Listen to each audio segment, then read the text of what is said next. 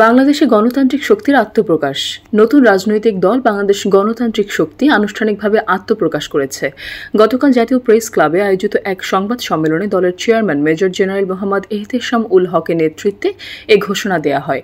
দলের লক্ষ্য গণতন্ত্র, ন্যায় বিচার, দুর্নীতিমুক্ত প্রশাসন ও অর্থনৈতিক সমৃদ্ধি প্রতিষ্ঠা।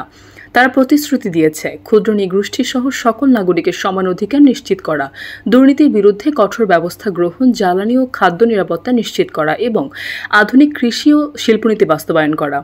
সংবাদ সম্মেলনে আরও জানানো হয়, তরুণদের জন্য সামরিক প্রশিক্ষণ, আইনশৃঙ্খলা বাহিনীর সংস্কার এবং জাতীয় নিরাপত্তাকে আন্তর্জাতিক মানে উন্নত করার পরিকল্পনা রয়েছে।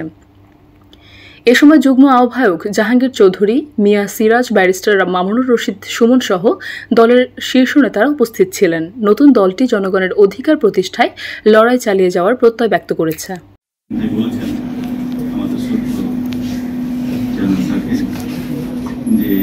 কেন এত দল থাকতে একটি রাজনৈতিক দলের প্রয়োজন পড়ল?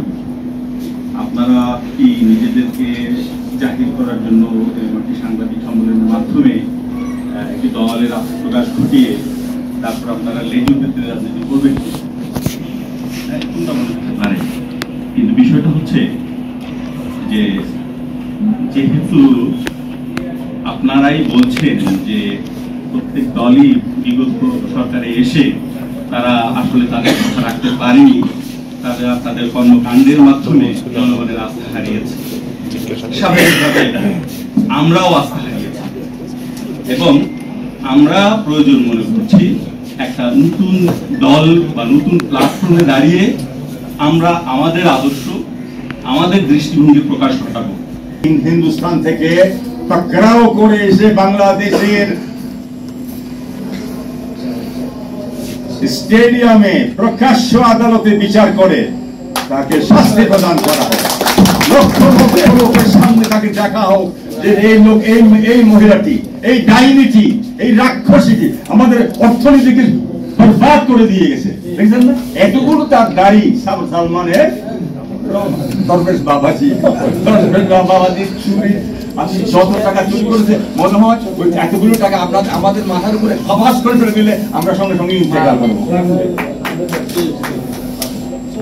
অথচ সেই টাকারই বেশিরভাগ অংশ সে স্বীকার করেছে আদালতে। বেশিরভাগ অংশ কাকে দিতে হতো?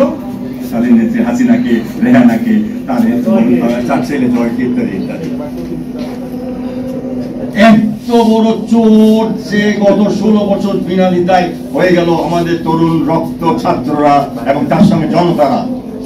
আমি ছাত্রদের উদ্দেশ্য করে বলতে চাই, এই প্রশ্নের সঙ্গে সাপ্লিমেন্ট করতে চাই, তোমরা ভুলে যেও না তোমাদের সঙ্গে তোমার মা বাবা বড় ভাইরা ছিল, তাই তোমরা কামিয়াব হয়েছো। তুমি যদি ওদেরকে ভুলে যাও তাহলে ভুল করবা। নবীন দরকার, প্রবীণও দরকার।